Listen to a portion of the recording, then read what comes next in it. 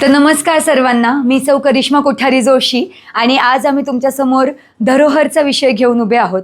तर आपण पुढे पुढे बघूयातच, पण धरोहरचा विषय बोलताना मला तुमच्याकडून पण काही उत्तरं हवेत. तुमच्या भाषेत तुम्हाला जे मनात येईल ते तुम्हाला उत्तर द्यायचं आहे. असं कुठलंही कंपल्शन नाही आहे की ते बरोबर पाहिजे, चूक पाहिजे, but yes we need some answers.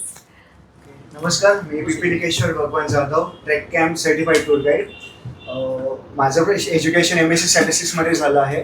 मला जपानीज भाषा पण येते. मी जपानमध्ये हानगा इंटरनॅशनल एअरपोर्टवरती 3 महिने इंटर्नशिपसुद्धा केली आहे.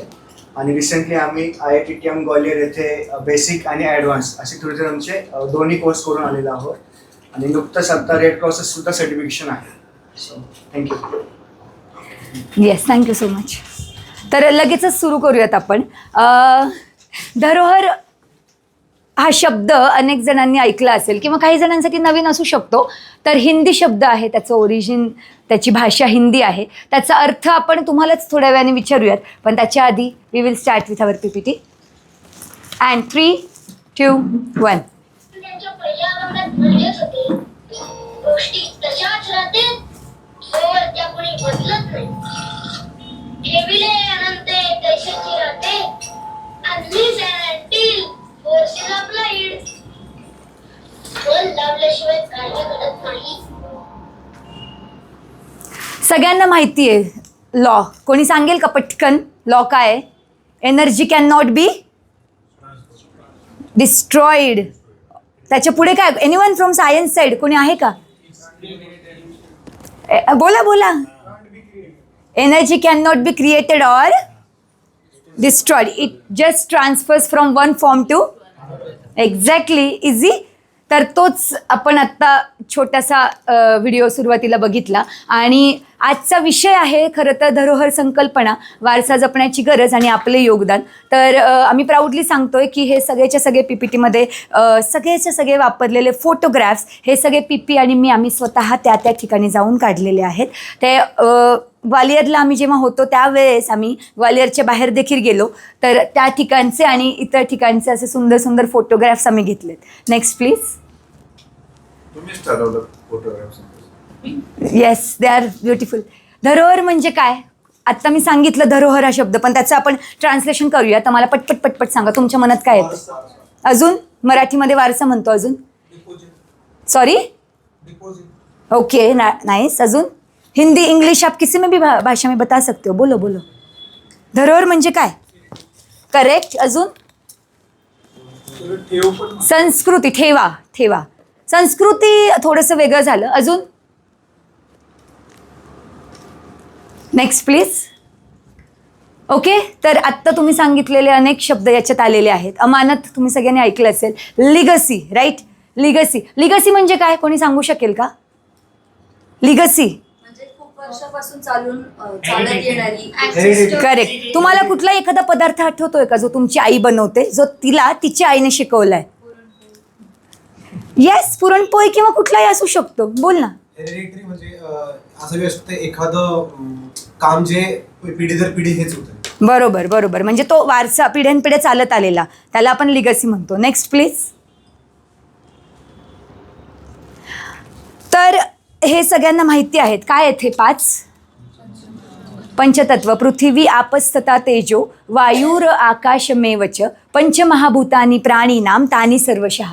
तर हा सुंदर असा श्लोक जो पंचमहाभूतांवर आपण घेतलेला आहे. तर सांगा मला पटपट पंचमहाभूत कोणते? आप म्हणजे काय दाखवलंय? ओके, आपण हे पंचतत्व सगळ्यांना माहिती आहेत, पण आपण सगळे पंचमहाभूतांमधून किंवा पंचतत्वांमधूनच जन्माला आलेलो आहोत. हा याचा सार आहे. Next please.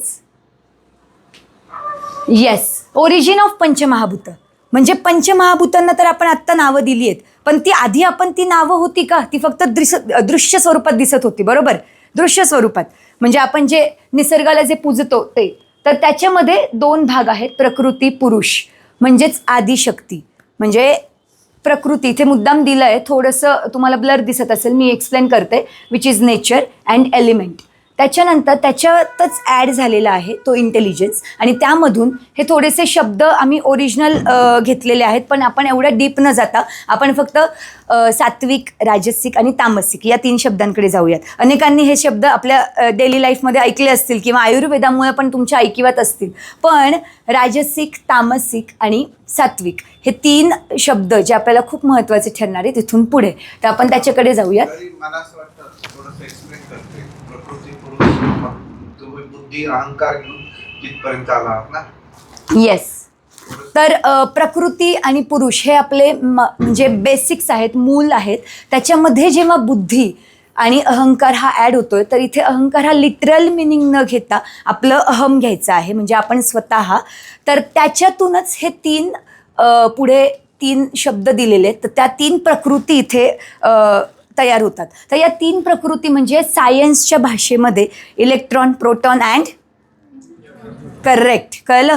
तर यात सात्विक, राजसिक आणि तामसिक या 3ही प्रकृती आहेत. आणि त्याच्या पुढे त्यांनी त्याचं इलॅबोरेशन केलेलं आहे, ज्याच्यामध्ये आपण पंचेंद्रिय मानतो, पण पंचेंद्रियांमध्येच आपले लोकोमोटर ऑर्गन्स पण असतात जे आपल्याला मोशनसाठी, एनर्जीसाठी मदत करतात. त्याच्यामुळे त्याला घेतलं आणि मन घेतलं. आणि इथे तन्मात्रा म्हणजेच आपले फॉर्मेशन्स ऑफ पंचमहाभूता जे आपले आहेत, आकाश, वायू, अग्नी, आप, पृथ्वी. त्याच्यासाठी एक छोटासा श्लोक इथे आम्ही दाखवलेला आहे. Next please. माता भूमी ही पुत्रोहम पृथिव्याम.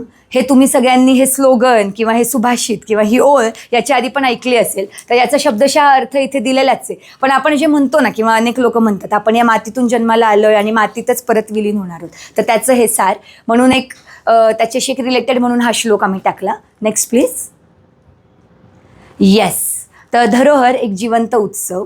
तर मुळात धरोहर म्हणजे काय, तर फक्त इतिहास नाही, तर ती आपली आजची ओळख आहे. कारण आपण धरोहर म्हणजे फक्त होऊन गेलेल्या गोष्टी असं नाही म्हणत होतो. आत्ताच तुम्ही सांगितलं धरोहर इज लिगसी, म्हणजे आत्ताचं लिव्हिंग, आत्ता करंट जे काही आपल्या आजूबाजूला होतं आहे ते, राईट, आत्ताचं. Next please.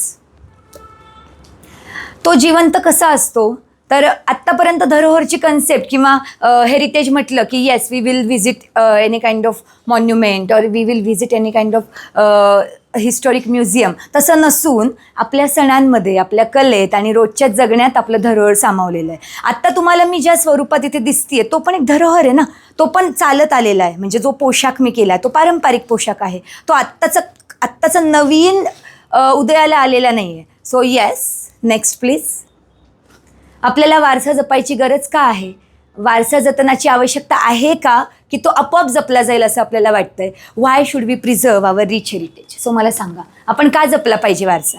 कुठलंही तुम्ही तुमच्या भाषेत सांगा. वारसा जपून काय करणार आहोत आपण, काय पुढे काय? आपल्या पुढच्या पिढीला सांगता येईल आपल्याला की आपण कसं कुठून आलेलो आहे. एक्झॅक्टली. अजून अपनी पहचान होती है. अजून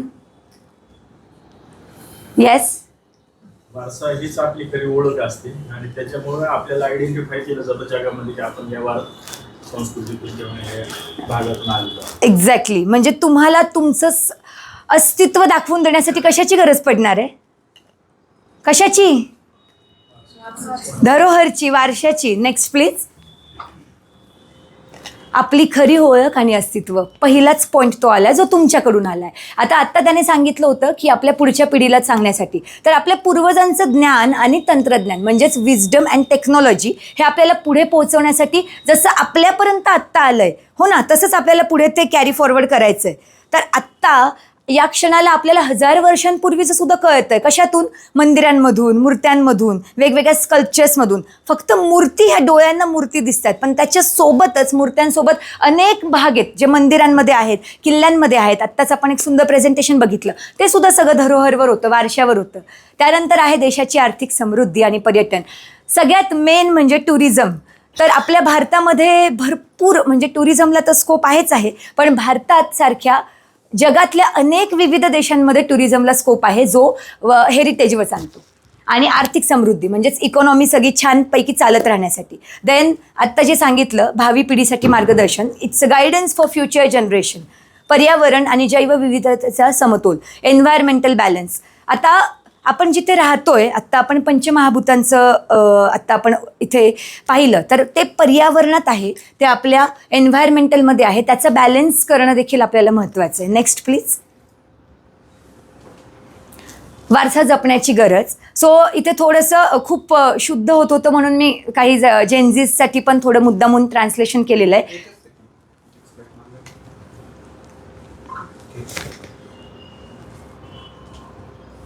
समाज एकत्रीकरण. तुम्हाला असं वाटतं का की एखादी जागा आहे, एखादं मंदिर आहे, एखादी स्टेपवेल आहे, एखादी बारव आहे, एखादी बावडी आहे, जिथे सगळे लोक एकत्र जमत असतील? वाटतं का नाही वाटत आहे? राणी की वाव सगळ्यांनी ऐकलंय ना? ती एक फेमस वाव आहे. तर ती राणी की वाव हे का बरं म्हणतात त्याला? तिथे फक्त राण्या जमायच्या असं आहे का? मग का? काही लॉजिक, काही राणी की वाववरून काही बोलता येईल का तुम्हाला? राणीने ती वाव बांधली होती, म्हणजे काय तिने हाताने नाही बांधली, तिने बांधून घेतली. त्यानंतर तिने काय ठेवलं होतं तिथे, की तिथे सगळे येऊन एकत्र वेगवेगळे उत्सव साजरे करतील, सगळ्या वेगवेगळ्या परंपरा किंवा वेगवेगळे सण तिथे एकत्र येऊन साजरे केले जातील. हा तिच्या मागचा भाव होता. सो एक महत्त्वाचं कारण होतं समाज एकत्रीकरण, जे आत्तासुद्धा खूप महत्त्वाचं आहे. सो हे जे जपण्याची गरजमध्ये आहे ना, ते आधी घडून गेलेलं आहे, ज्या कारणांमुळे तो वारसा इथे आहे. पण आत्ता आत्ताच्या या क्षणाला सुद्धा आपल्याला त्याची गरज आहे. म्हणजे परत एकदा समाज एकत्रीकरण करण्यासाठी आपल्याला वारसा हा एकदम महत्त्वाचा भाग लक्षात घेणं गरजेचं आहे. काळाची आवश्यकता, नीड ऑफ द अवर. आता एकदम साधं उदाहरण देते. अनेक जण खजुराहोला जातात, अनेक जण म्हणतात तिथे फक्त मैथुन शिल्प आहेत, कामशिल्प आहेत, बरोबर? तर तुम्हाला असं वाटतं का की मैथुन शिल्प, कामशिल्प पाहायला आपण लहान मुलांना नेऊ नये, असं तुम्ही डोक्यात येतंय कुणाच्या? येतंय का? येत आहे. तर मग फक्त कामशिल्प आणि मैथुन शिल्प ही अतिशय विचित्र किंवा बिभत्स असं आपण त्यांच्यासमोर म्हणालो तर ते आत्ताच्या या क्षणाला त्यांच्या वयाला साजेसं नाही ठरणार. पण त्यावेळेस ती त्या काळाची गरज होती हे त्यांना हळूहळू समजावून सांगितलं की होतं. अजून एक करंट उदाहरण, जसं छत्रपती शिवाजी महाराजांच्या काळात मुघलांचं भयंकर आक्रमण होत होतं. त्यावेळेस सगळ्यात जास्त मंदिरं कशाची दिसतात आपल्याला? आत्ताच आपण बघितलं प्रतापगडावर कशाचं मंदिर आहे? आणि एक्झॅक्टली तुळजाभवानीचं मंदिर. तुळजाभवानीच्या हातात किती आयुध असतात? 8, 10 विश्वरूप म्हणतो आपण त्याला. म्हणजे त्या मूर्तीमध्ये किंवा तिच्या हातात अनेक आयुध. म्हणजे ते आक्रमण किंवा ते इतकं भयंकर होतं की आपल्याला आपले सगळे शस्त्र, आपल्याला सगळी शक्ती एकवटून तिथे लढायचंय. तर मग एकाच जणाला ते 10 हात आहेत असं आहे का त्याचा अर्थ? सगळ्यांची मिळून आहे ना ती शक्ती. एका जणाला 10 हात.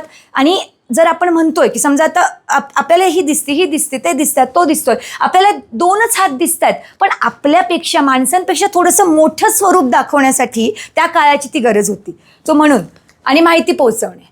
So information or spreading dissemination of information or spreading information.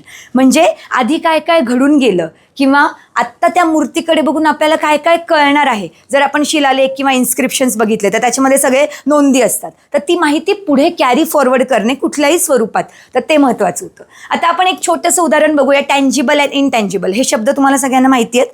मूर्त आणि अमूर्त. टँजिबलमध्ये काय येऊ शकतं? कोणी सांगेल? जे दिसतात. आणि इनटँजिबलमध्ये दिसत नाही. पण काय काय नाही दिसत? जे आहे पण दिसत नाही. हो, पण त्याच्यामध्ये म्हणजे जे आहे ते दिसत नाही. हे सोडून आपल्या रोजच्या लिव्हिंगमध्ये सुद्धा जे काही घडतं ना, म्हणजे आपण जे सण उत्सव हे साजरे करतो ना, ते सुद्धा इनटँजिबलमध्येच येतात. फक्त त्याचं स्वरूप म्हणजे आपण त्याच्यासाठी जी जी साधनं वापरतो, समजा मूर्ती वापरतो, फळं फुलं पानं हे वापरतो, ते मूर्त स्वरूपात असतात. कळलं? Okay, next. वारसा जपण्याची गरज, त्याच्याच अंडर आपण घेतलेलं आहे समाज प्रबोधन म्हणजे सोशल अवेकनिंग, एनलायटनमेंट. म्हणजे आपल्या आजूबाजूच्या लोकांना ॲक्च्युअली काय चाललंय आणि इथून पुढे काय करण्याची गरज आहे हे कळण्यासाठी, ते पोहोचवण्यासाठी त्यावेळेस ते सगळे शिल्प, त्या सगळ्या मूर्त्या, ते सगळे वेगवेगळे प्रकारचे आयुध आणि सगळं बनवलं गेलं. नैतिक संदेश विच इज मॉरल मेसेज. समाज परिवर्तन, सोशल ट्रान्सफॉर्मेशन म्हणजेच जे मगाशी सांगितलं तेच इथे वेगळ्या पद्धतीने लिहिलेलं आहे की सगळा समाज एकत्र येऊन पुढे काहीतरी चांगलं घडण्यासाठी समाज परिवर्तन आणि सामाजिक अभिसरण हा महत्त्वाचा शब्द आहे. सोशल कंजर्वन्स की जिथे वेगवेगळ्या प्रदेशातले वेगवेगळ्या पद्धतीचे राहणारे लोक, म्हणजे समजा आता भिल्ल असतील which is from tribals, Bhil किंवा वेगवेगळे आदिवासी जमाती किंवा नॉर्मल सगळे, ते सगळ्यांनी एकाच वेळेस त्यांचं लाईफ चालू आहे ना, पण ते एकाच वेळेस सगळेजण पुढे जात आहेत. आत्ता आपल्याला दिसतंय का की राजस्थानमधले लोक काय करतात, पण ते पण पुढे जात आहेत आपल्यासारखं, आपणही पुढे जातोय. तर same social convergence. So this was the concept. Next please. आता सगळ्यांना माहिती आहे की आपल्या महाराष्ट्रातील काही किल्ले, किती किल्ले आपल्या युनेस्को वर्ल्ड हेरिटेज साईट्समध्ये आहेत महाराष्ट्रातले? एक्झॅक्टली. आणि 12वा महाराष्ट्राच्या बाहेर आहे. तर आपण बघूया की आपल्या भारतामध्ये सध्या स्टॅटिस्टिक्सवर जाऊयात, युनेस्को वर्ल्ड हेरिटेज साईट्समध्ये काय काय, आणि ते आपल्याला सांगतोय पिपिलिकेश्वर. जवळपास आपल्या भारतामध्ये 44 युनेस्को साईट्स आहेत. ओके, तर आपले जे हा जस्ट नंबर्स नाही की आपली जी संस्कृती आहे, आपलं जे त्याला जागतिक स्तरावर मिळाला हा अभिमान आहे. ओके. Next no wait. तर 44 आपल्या पूर्ण भारतात आहेत. हे आत्तापर्यंत कोणाला माहिती होतं? Please raise your hands up. 44. Okay, perfect. 2 people, कारण तुम्ही वाचलं असणार आहे. Very nice. तर बाकीच्यांना 44 जागा युनेस्कोच्या अंडर आहेत, हे माहिती होतं का? Can anyone tell me the long form of UNESCO? थोडंसं तुमच्या डोक्याने, असं काही नाही की ॲज इट इज झाला पाहिजे. आपण जाऊयात. यू म्हणजे काय? युनिव्हर्सल नाही, united. N nations. E education. S science. C N ओ.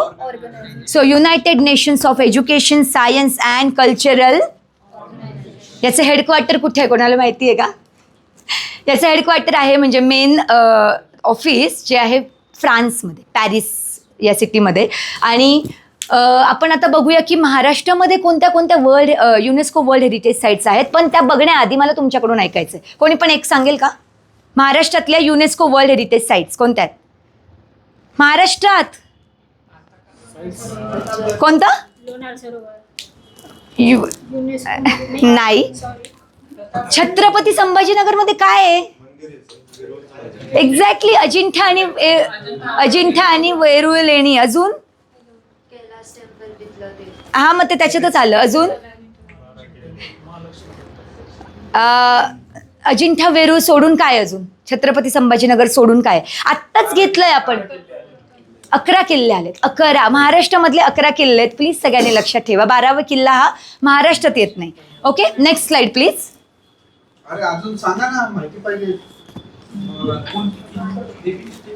अजिंठा वेरूळ मी सांगितलंय, ते युनेस्को वर्ल्ड हेरिटेज साईट्स आहेत. अजंठा आहे, वेरूळ आहे, अजून एक महत्वाचं आहे, मी हिंट देते, मुंबईमध्ये आहे.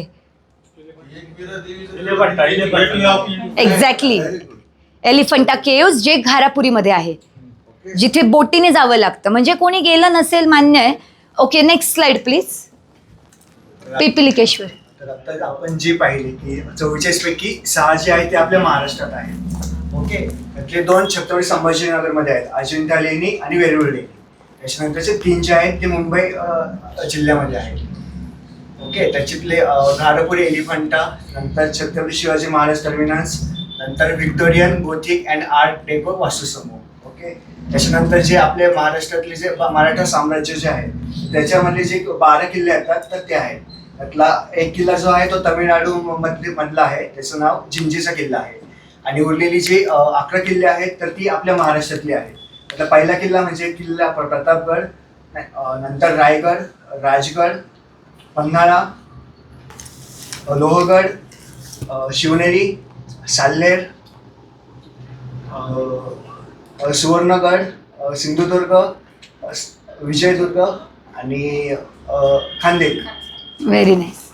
थँक्यू. तर हे होते आपल्या महाराष्ट्रातले UNESCO world heritage sites. Next slide please. Yes. तर आता इथून पुढे, आता सगळ्यांना असं वाटलं असेल की अरे हे पण माहीत नाही, ते पण माहीत नाही. काही हरकत नाही, आज कळालंय आणि कधी ना कधी आपण तिथे सगळेजण जाणार आहोत. पण आता ते सगळं जपण्यासाठी आपण कसं योगदान देऊ शकतो, आपण आपल्या परीने काय काय करू शकतो, how can we contribute to preserve our heritage and culture. तर सगळ्यात पहिली स्टेप जी तुम्ही सगळ्यांनी ऑलरेडी घेतली आहे ते म्हणजे यू आर हिअर. तुम्ही सगळेजण इथे आहात म्हणजे तुम्हाला काहीतरी धरोहरबद्दल जाणून घ्यायचं आहे. आणि तुम्ही तुमच्यासोबत ज्या लोकांना आणलं आहे किंवा आत्ता ते इथे प्रेझेंट नसतील, पण तुम्ही इथून जाऊन मिनिमम 2-3 लोकांना ते कन्व्हे नक्की कराल. सो ही तुमची फर्स्ट स्टेप आहे. त्यानंतर आपण अजून काय काय करू शकतो तुम्ही सांगा. आत्ता सध्या वारसा जपण्यासाठी काय काय घडतंय ते पण सांगा. म्हणजे आत्ता कोणती एखादी अशी इन्स्टिट्यूट आहे, ऑर्गनायझेशन आहे जी काम करते हेरिटेजवर? Anyone? Exactly, ASI which is archaeological survey of India. तर ते सोडून अजून काय?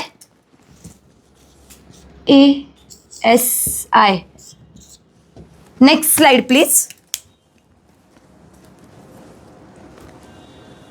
ऐतिहासिक वास्तूंचं रक्षण आणि संवर्धन हे आपण डिरेक्टली नाही केलं तरी आपण त्याच्यासाठी अवेअरनेस क्रिएट करू शकतो. आणि आपण आपल्या प्रत्येक ट्रेक कॅम्पच्या आणि ट्रेक कॅम्प धरोहरच्या प्रत्येक इव्हेंटमध्ये, प्रत्येक टूरमध्ये याचं खास लक्ष ठेवत असतो. लोककला आणि परंपरांचं जतन, आपण जे काही कल्चरल ॲक्टिव्हिटीज किंवा जे काही त्या प्रदेशामधलं सगळं बघतो, लोकल कल्चर, लोकल कुझिन्स जे काही असेल त्याचं जतन करणं हे सुद्धा त्याच्यातलं एक स्टेप आहे. ज्ञान आणि इतिहासाचा प्रसार, जे मी आत्ता म्हणाले की तुम्ही सगळ्यांनी पहिली पायरी पार केली आहे आणि करताय की तुम्ही त्याचं ज्ञान घेऊ इच्छिता आणि त्याचा प्रसार पण करू इच्छिता. आणि शाश्वत पर्यटन विच इज रिस्पॉन्सिबल टुरिझम, त्याला आपण सस्टेनेबल टुरिझमच्या नंतर त्याच्या अंडर पण त्या कॅटेगरीमध्ये पण घेऊ शकतो. Next slide please. तर एक कायदा आहे जो आपल्या सगळ्यांना माहिती नसेल पण तो इथे सांगणं गरजेचं आहे, which is AMASR act, which is ancient monuments and archaeological sites and remains act. तर या ॲक्टच्या अंडर काही गाईडलाईन्स आहेत, ज्या गाईडलाईन्समध्ये त्या मॉन्युमेंटच्या आजूबाजूला 100 मीटर 200 मीटर त्या प्रिमायसेसमध्ये अजिबात कुठल्याही पद्धतीचं बांधकाम होऊ शकत नाही. त्यानंतर कुठल्याही पद्धतीचं उत्खनन होऊ शकत नाही. उत्खनन माहिती आहे सगळ्यांना? एक्झॅक्टली, एक्सकेव्हेशन, ते आपण करू शकत नाही. असे काही महत्त्वाचे रूल्स आणि रेग्युलेशन्स आहेत. ते सगळं AMASR या ॲक्टच्या अंडर होतं, जे सगळं ASIच चालवतं. प्राचीन स्मारके आणि पुरातत्व स्थळं आणि अवशेष कायदा तो झालेला होता 1958 आणि त्याच्यानंतर अजून एक छोटासा रेफरन्स आहे, तो मी एकदा सांगते. ICOMOS म्हणजेच international council on monument and sites, म्हणजे जो 1982 साली ती ऑर्गनायझेशन फॉर्म झाली आणि त्यांनी मग वर्ल्ड हेरिटेज डे जो 18 एप्रिलला आपण साजरा करतो तो त्यांनी तिथून सुरुवात केली. त्याच्याही अंडर हे सगळं कार्य सध्या घडतं आहे. तर त्यामध्ये आलं वास्तूंचं पावित्र्य आणि स्वच्छता राखणे, ही आपली नैतिक जबाबदारी आहे. स्थानिक पातळीवर स्वच्छता मोहीम जे की आपण अनेकदा करतो, ज्याला आपण ड्राईव्ज म्हणू शकतो, क्लिनिंग ड्राईव्ज, प्लॉगिंग ड्राईव्ज, जनजागृती आणि शिक्षण हा एक महत्त्वाचा पाठ. कायदेशीर नियमांचं पालन, स्थानिक पर्यटनाला चालना, हे सगळं आपण त्याच्या अंडर करू शकतो, जेणेकरून तो वारसा पुढे वृद्धिंगत होत जाईल. Next slide please. अहम निर्विकल्पो निराकार रूपो विभुत्वाच्य सर्वत्र सर्वेंद्रियाणाम न च सांग अंगतम नैव मुक्तीर्न मेर्यः चिदानंद रूपम शिवोहम शिवोहम. आदि शंकराचार्यांनी 8 वर्षांचे असताना त्यांच्या गुरूंना निर्वाण षटकम म्हणून दाखवलं. षटकम म्हणजे 6, ज्याच्यामध्ये 6 श्लोक होते.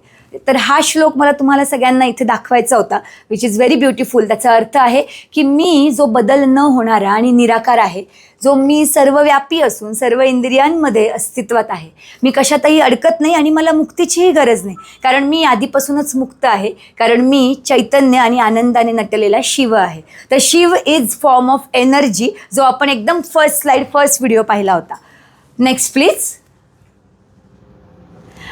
तर हे सगळे फोटोग्राफ्स जिथे आम्ही समोरासमोर व्हिजिट दिली आहे, तर ह्या फोटोग्राफ्स बघून ना मला फक्त एकदा सांगा की तुम्हाला इथे जावंसं वाटतंय का? कोणालाच नाही वाटत आहे आवाज? तर याला म्हणतात अथातो बिंब जिज्ञासा. म्हणजे या सगळ्यामुळे मलाही ती जिज्ञासा निर्माण झाली आहे, ती क्युरिओसिटी निर्माण झाली आहे की ही बिंब is what Pratima or sculpture, ते मी समजून घेईल किंवा मला ते समजून घ्यायचं आहे. तर हे सगळेच्या सगळे फोटो आम्ही काढलेले आहेत, ज्यामध्ये हा एक फोटो मुद्दाम टाकला आहे कारण आपल्या शास्त्रीय नृत्य किंवा शास्त्रीय सगळे ज्या कला आहेत त्या सगळ्या त्या शिल्पांवर आधारित आहे. मी इथे जी पोज घेतली आहे ती त्रिभंग आहे, कारण की वरती त्या मूर्तीमध्ये सुद्धा त्रिभंगाच पोज आहे. तर ते तिथे थोडंसं ते रिलेट झालं. तर तेव्हा मला कळालं की अजून चांगल्या पद्धतीने कळालं की मूर्तिशास्त्रामध्येच आपलं सगळं गमक लपलं आहे. ठीक आहे, next please. Yes, so this is the beautiful Moti Mahal. ही आमचा स्पेशल सेगमेंट होता आमच्या IITTMच्या ट्रेनिंगमधला, जो होता हेरिटेज वॉक. जिथे मी आणि पिपिलिकेश्वर सगळेजण निघून गेल्यानंतर एक 10 मिनिटं शांत बसलो होतो, तेव्हा आम्ही हे फोटोग्राफ्स काढलेत. Next please. आणि हे सगळे रेफरन्सेस आम्ही घेतलेले आहेत. पण रेफरन्सेसच्या आधी, रेफरन्सेस तुम्ही मागे वाचाच, त्याच्या आधी एक छोटीशी आणि थोडं त्याच्यात अर्थ असलेली एक छोटीशी कविता मी तुमच्या सगळ्यांसाठी लिहिलेली आहे. तर एकदा ती आपण ऐकूयात.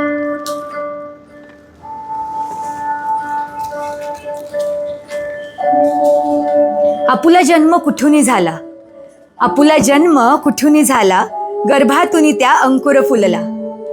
सुंदर जग हे दिसते मजला, सुंदर जग हे दिसते मजला, कृतकृत्य होऊनी नमले तुझला. अंतःकरणात होऊनी विलीन, अंतःकरणात होऊनी विलीन, प्रत्येक श्वास बनतो शालीन. साद घालतो आज निसर्गा, आयुष्याचा घडूनी स्वर्गा.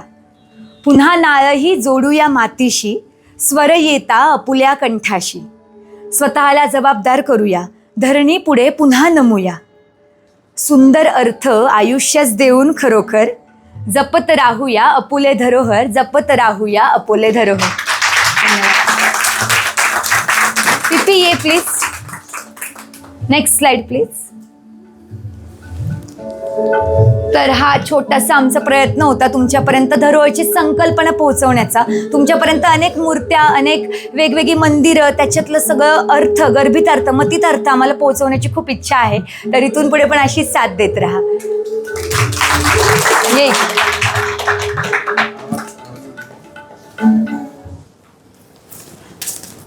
खूप सुंदर झालंय प्रेझेंटेशन. कोणाला काय विचारायचं आहे? सर एक बार पीछे तो क्वेश्चन है आपको एकदम स्टार्टिंग में 4th या 5th स्लाइड है.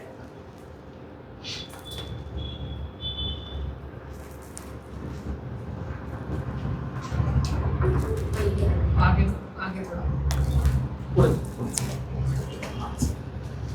और आगे. हाँ इसके आगे वाला.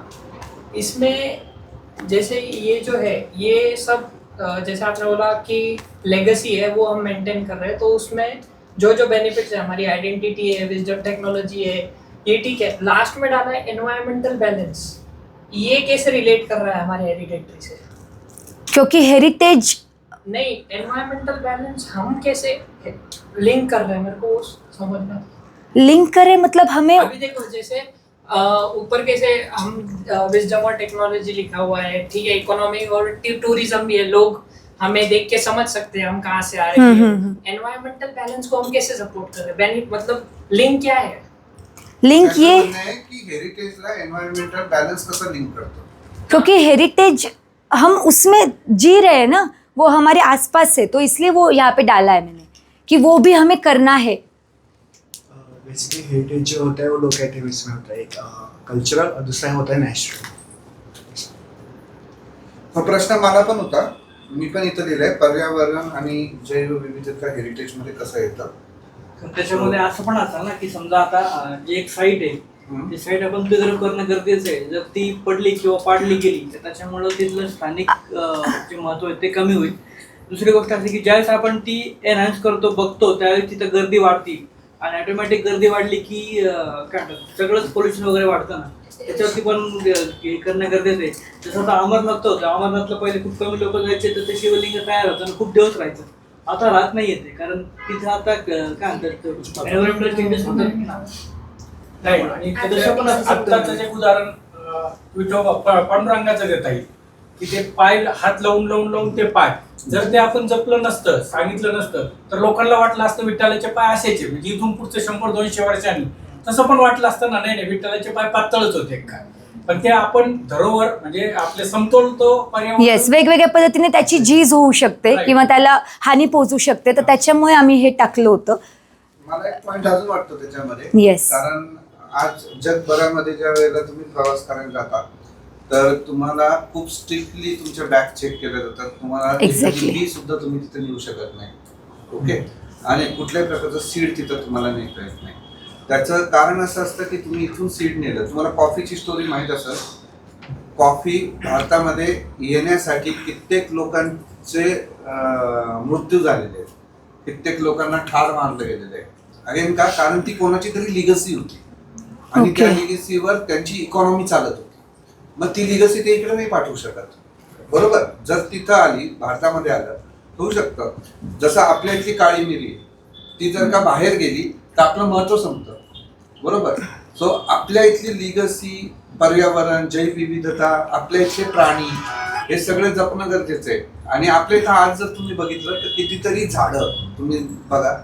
आपण त्याच्यावर स्पेशल म्हणजे लाईव्ह सेशन्स घेतलेत, आपल्या करिश्मानेच घेतले ते लाईव्ह सेशन्स.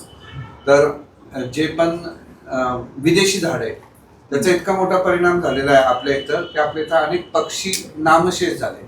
अगेन ते पक्षी नामशेष झाले त्याचं कारण काय? कारण आपण विदेशी झाडं लावले, ज्या झाडांची त्या पक्ष्यांना सवयच नसती, ज्यांच्यावर ते जगू शकत नव्हते, ज्यांच्या ठीक आहे त्यांची पुढची पिढी नाही वाढू शकत नव्हती. मग त्याच्यामुळे आपली ती पण एक लिगसी तर कितीतरी नाहीशी होती जी आपल्याला कळत नाही. तर हा एक मुद्दा असू शकतो असं मला वाटतं महत्वाचं. असे अनेक पॉइंट्स आहेत. अजून एक उदाहरण असं आहे, 1971-72 जेव्हा दुष्काळ पडला होता तेव्हा आपल्याला खायला गहू नव्हते. हो. आणि हे गहू आपण दुसरा इम्पोर्ट केला हा अमेरिकेतून केला. त्या अमेरिकेमधून आपलं जे काँग्रेसचं गवत आहे ना, ते काँग्रेसचं गवत आपल्याला त्याच्यातून आलेलं आहे. म्हणजे आपल्या इथे पहिले काँग्रेसचं गवत अजिबात नव्हतं. आता काँग्रेस एवढं झालंय, सगळीकडे काँग्रेस झालंय, प्रत्येक पिकात काँग्रेस आहे. ते म्हणजे अमेरिकेमधून आपल्याकडे आलेले आहे. त्याला ते पण आहे ना, आपला जो पहिले गहू असायचा ना, तो आपण आता तो येतो ना, तो कुठला खपली गहू तो होता पहिल्या. त्याच्यानंतर हा गहू. तर खूप चांगलं. एक काही पॉइंट आहेत महत्वाचे. तुम्ही हा बोल ना सर, तुम्ही सांगा. नाही लास्ट बरं मी सांगतो. मॅडम त्याचं एक उदाहरण मला सांगायचं होतं. कोणचंही आपण हे पकडलं, समजा साईट पकडली, समजा जर आपण कोणतीही पकडा XYZ, तर तिथे एक इकोसिस्टीम तयार झालेली असते. तर ती साईटच तिथं राहिली नाही, ती इकोसिस्टीम नंतर डिस्टर्ब होऊन जाते आणि ते त्यांचा पर्यावरणाचा त्रास होऊन जातो. त्याच्यामुळे तुम्ही जे लिहिलेलं ते बरोबर आहे. एक महत्वाचं पॉइंट भीमाशंकरचं उदाहरण देता येईल की आपल्याला वारसा जपायची गरज का आहे हे तुम्ही लिहिलंय, बरोबर. पण नाही जपलं वारसा तर काय फरक पडतो? काय परिणाम घडला? नाही, आम्हाला नाही जपायचा आमचा वारसा, आम्हाला नवीन संस्कृती अडॉप्ट करायची. का अस्तित्व संपेल? आतापर्यंत आपल्यावर इतकी आक्रमणं झाली, इतक्या आपल्यामध्ये वेगवेगळ्या प्रकारच्या संस्कृती आपल्यामध्ये मिसळत आल्या, त्याच्यातून आपण वाढत आलोय. आणि तुम्हाला वाटतं का 1000 वर्षापूर्वी जसं आपली संस्कृती होती तशी आता राहिली? नाही, आता वे ऑफ लिव्हिंग डेफिनेटली बदललंय, पण आपण मग ते सगळं फॉलो नाही केलं तर आपण सगळं उद्ध्वस्त होणार. पण उद्ध्वस्त, माझा प्रश्न तुम्हाला नाही कळला बहुतेक, की बदल हा प्रकृतीचा नियम आहे, बरोबर ना.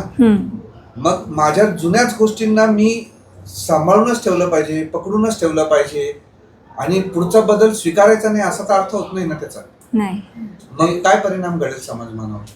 आपण आपल्या संस्कृतीशी जेवढं कनेक्टेड असो तेवढं आपण आपल्या पर्सनल लेवलला ग्रो करू शकतो, असं माझ्या पॉईंट ऑफ व्ह्यू.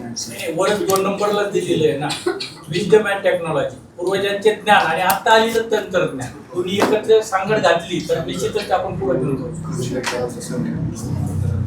काय अजून काहीतरी उत्तर एक्सपेक्टेड? सर हे पर्सनल आहे, तुम्हाला पहिल्यासारखं जगायचं तुम्ही जगा. आता ते आपण कसं राहायचं